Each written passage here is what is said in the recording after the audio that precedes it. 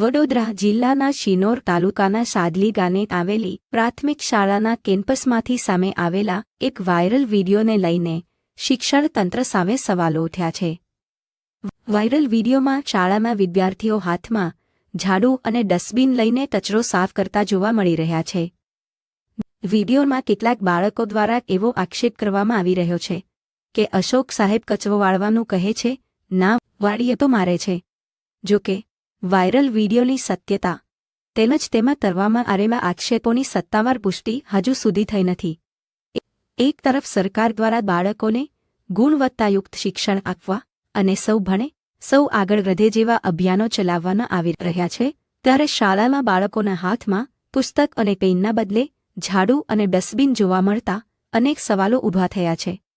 શું શાળામાં વિદ્યાર્થીઓ પાસે સફાઈ કરાવવી યોગ્ય છે? વાયરલ વીડિયોમાં કરવામાં આવેલા આક્ષેપોમાં કેટલી સચ્ચાઈ છે? શું ખરેખર વિદ્યાર્થીઓ સાથે મારપીટ કરવામાં આવી હોવાના આક્ષેપોની હકીકત છે?